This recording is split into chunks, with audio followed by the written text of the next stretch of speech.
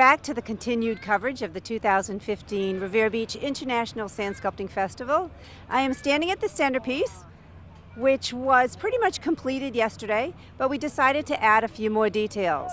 And what we added, if you can see down here, was the ribbon that says the Spirit of Massachusetts, and it's followed by Make Way for the Ducklings. You've got the mama duck and a few of her little ducklings trailing behind her. The rest of them are hiding back behind the ribbon of the sponsors. We're going to go check out the sculptor's work and see where they are at this time of the day. Okay, we're at Kevin and Leo's site right now. This is plot number 1, and you can see it's changed quite a bit since the last time we saw it. That was just a flat wall with nothing on it yesterday when they were finished for the day. You can see all the detail that Kevin is adding to it right now. They have a concept in, you can see whatever he's doing now is definitely related to the total concept of the whole piece. I don't know what it is, they know what it is, and we get to watch them create as they go along and watch it come to life.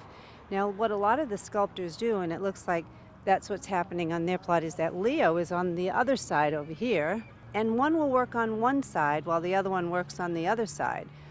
Sometimes you can get a lot accomplished that way because you're not in each other's way, as long as you have good communication with your partner and you know that what you're doing is related to what they're doing on the front. Right before we broke for lunch today, Kevin and Leo decided to take off their bottom form. Now the bottom form came up to here. That's where that bottom form was. And unfortunately, it was probably not even 5-10 minutes before lunch.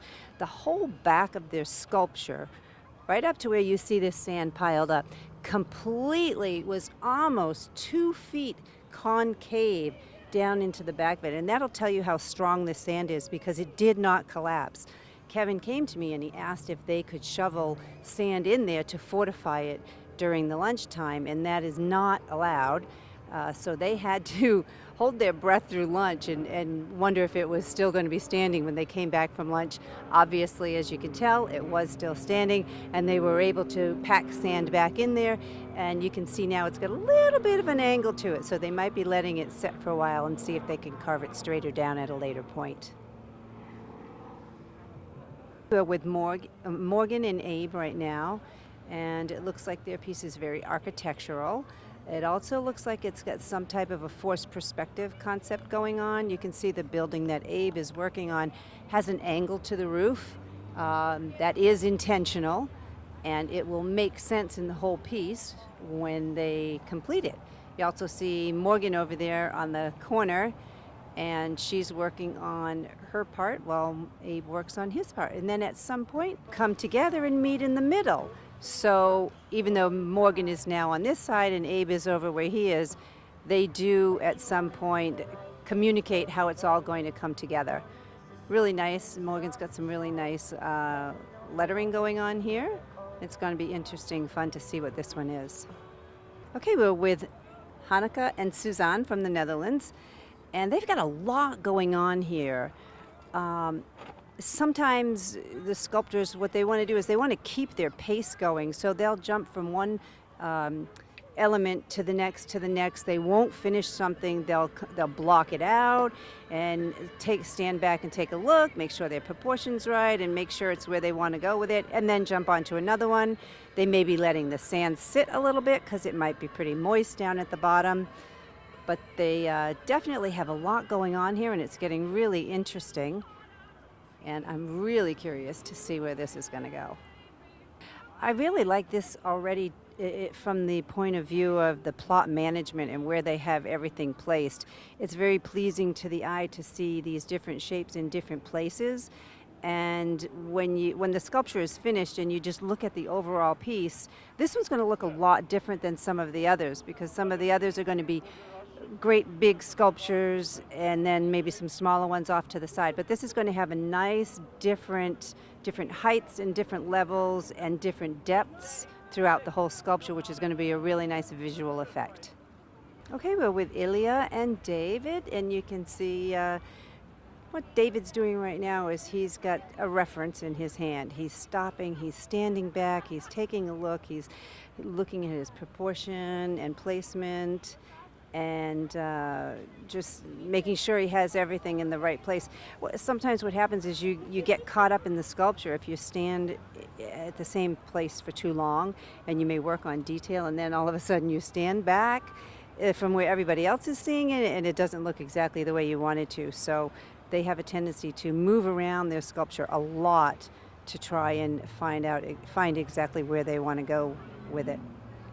You also see that Ilia is working on a face. Yesterday at the end of the day, they didn't even have any of these blocked out, and he's already into the detail.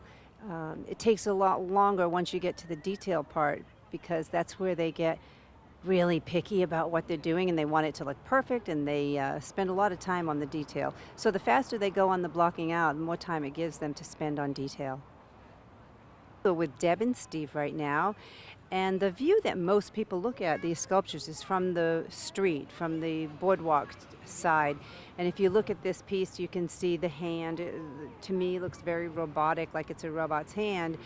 And you can't quite figure out what's going on the other side. And what that does is it strategically forces people to walk around to the other side to see what's going on. So when the viewer does make their way around and gets to see it from a different angle, now they're going to see what's going on the inside here, the inside of the hand. They're going to have a person, obviously, and at this point we don't know the concept as to why this person is here, but at the end of the competition, the story will speak for itself, and we'll know what's going on. Okay, this is something I just noticed, and this just doesn't happen. You don't just find these hunks of sand over here. They have made these hunks of sand. Looks like they're going to incorporate these into their sculpture at some point. They probably have an effect of maybe broken rock or broken stones that they're going to achieve at some point, and they'll be using these to incorporate into their sculpture. We are at Dan Doubleday's piece, and I haven't seen this one in quite some time. I think the last time I looked at this one was first thing this morning, so there wasn't a lot. I didn't get to see it at lunchtime, and there wasn't a whole lot of detail at that point. First thing that I noticed with this one when I just walk up to it is the cut-throughs. There's so much talk and hype about cut-throughs, and there are cut-throughs that are easy, and there are cut-throughs that are difficult, just to be perfectly, to simplify it. And one of the categories that they are judged on, and they judge themselves, they judge each other, I should say. One of the categories is degree of difficulty, and that is simply defying the laws of gravity. So if you see cut-throughs in the top of a piece, they're not as difficult. Let's put it this way: they don't defy the laws of gravity as much as in this piece. And you have two individual cut-throughs that have to be where they are. It's not like he just put a cut-through somewhere just to have a cut-through. You can see on the man's arm, there's a cut-through from his ribs up to under his arm, and then from her, I guess, her hair. I'm not sure what's going to be the final, what that's going to be finally, but behind her back. And because those two cut-throughs are around the same location in the sculpture, and it's pretty far down on the sculpture, there's a lot of weight up top there, and that will probably give him a high score when it comes to the degree of difficulty, because that is definitely defying the laws of gravity. At Benjamin's sculpture, Benjamin's from Acapulco. Benjamin has a very unique style, and probably all 19 other sculptors that are here would walk by this piece and say, "Oh, Benjamin did that." Like his style, it's very clean. His anatomy is always perfect. You can watch him right what he's doing now. He's got an attention to detail too when it comes to faces and anatomy. It's really beautiful. Very pleasing to look at. We're at Melan Asia's sculpture right now, and I haven't seen this one in a while either, and I just look at it. To me, it's just absolutely beautiful already. There's so much going on here, and we had spoken a little bit about judging criteria before. Another one of the categories they judge on is artistic impression, and just the definition of impress is, does it leave a lasting impression on you? Will you be talking about any particular sculpture next year at this time? I mean, how well will you remember? And I just look at this piece and I know I'm going to be talking about this one for a long time. So if I were judging, I would score her extremely high in artistic impression. It's just absolutely beautiful. Melan Asia is a very clean carver. She pays attention to detail a lot. And it's always really nice to see her finished product. It's just beautiful and flawless. I can't wait to see this one finished. Okay, we're at Joby's sculpture, and I have no idea what he has going on with this. And this is pretty much the side I have seen up until now, but I'm going to take you around to the other side and show you what he's got going on. I had no idea what he had going on, and it was already very impressive. And then I walked around to this side, and it's like, wow, what is he doing? And I'm trying to think of all these things to say, like, but it's just cool so far. I have no idea what he's going to be doing with it. I mean, right now you look at it and it looks like an alien coming out of something, but who knows? That could change, and it could change drastically. But something he's doing right now is very strategic. We have something that we call plot management.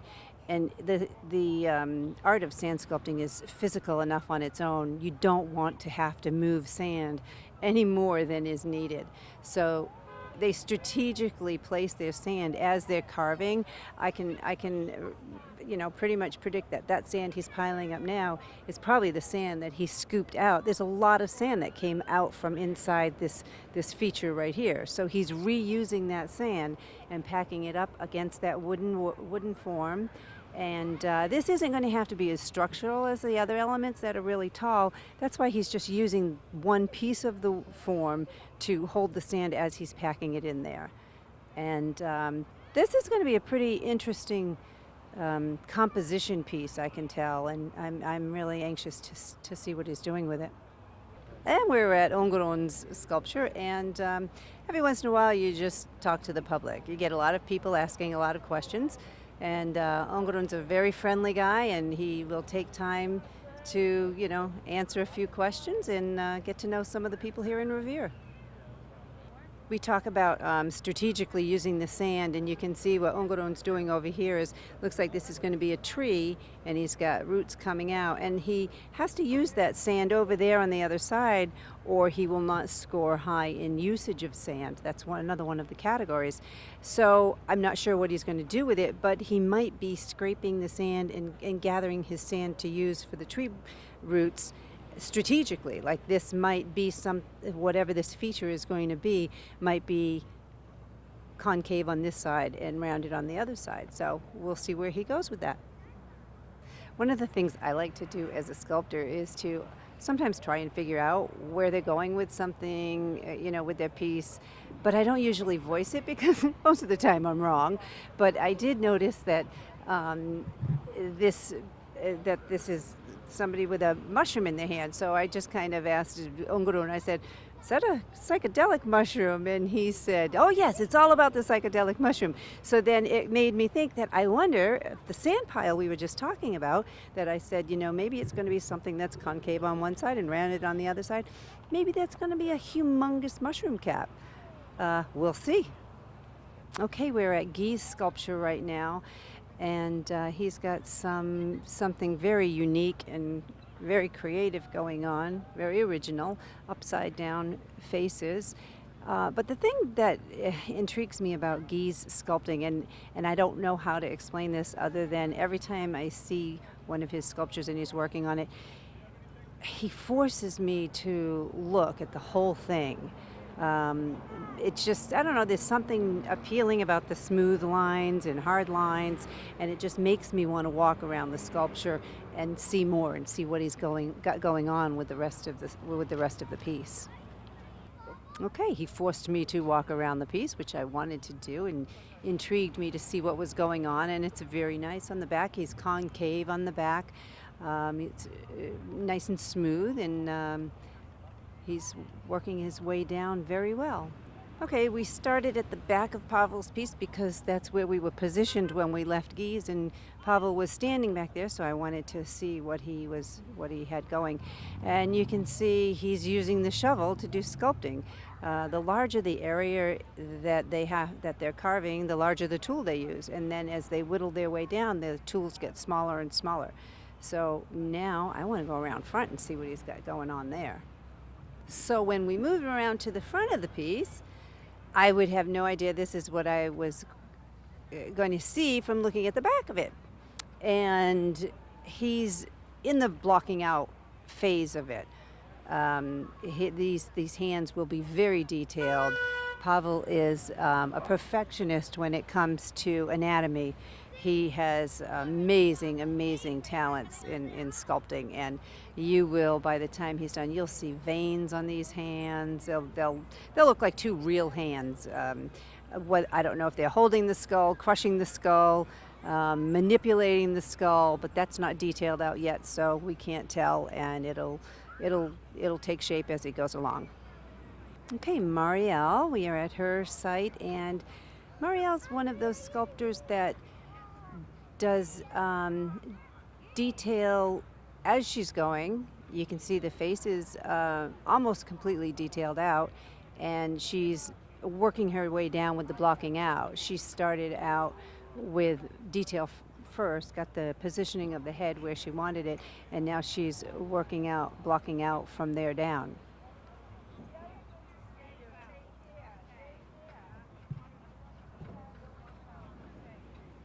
Looks like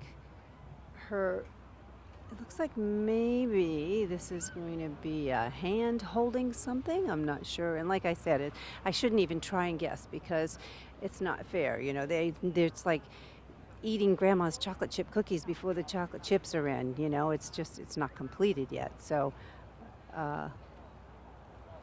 let's see where this one goes. We are with Sumagru right now, and she's moving right along. She has two figures here facing each other, and you know, all my years of sculpting, this one thing I've learned is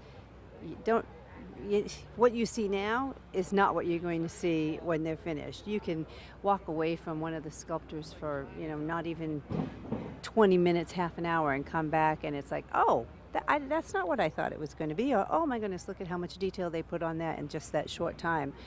So she's finding it right now. She's got a nice tilt to that head right there. And she's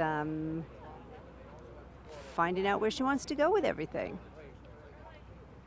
So this is a perfect example because yesterday I had no idea where he was going with this. And now I look at it and it's just absolutely beautiful. Look at the face. I had no idea he was going to put a face there. We just saw swoops yesterday. It just almost looked rather modern art type of thing. And now you can see that he knew where he wanted to go with this because it meant something. That's the hair flowing, and he wanted to have it in just the right place to put his face. So wow, this is beautiful. I love this profile. I haven't looked at around the other side, so now I'm anxious to go see what he's got going on from another viewpoint. Very nice. This is aesthetically very pleasing to me. It just has a really nice flow to it. It's got a lot of nice smooth lines, but yet you look around the eye and it's got some really sharp featured details there too. Just look at how he's giving that cheekbone just by getting that one line there, how it defines the cheekbone. It's very nice. He also has another set of forms, I believe. Are those pounded up? They weren't there yesterday. Let me go take a look. Okay, I thought Dan was finished with his pound up yesterday, but lo and behold, here's a surprise back here. He's done a whole nother pound up, and not only has he finished this section down here, it looks like he's doing another one. And this is another one of the categories, the usage of sand that we talked about with one of the other sculptors, is he's strategically, he doesn't have enough sand to fill this. If you look around, he used all his sand yesterday. So what he's doing is he's using all the shavings that are coming down off this. They fill these huge boxes with sand and water, but then they end up carving, a good percentage of that away. So he's taking all his shavings that he's carving off of here, and he's probably going to fill, as long as he has enough, he's going to fill this box as well, and he has something planned for that.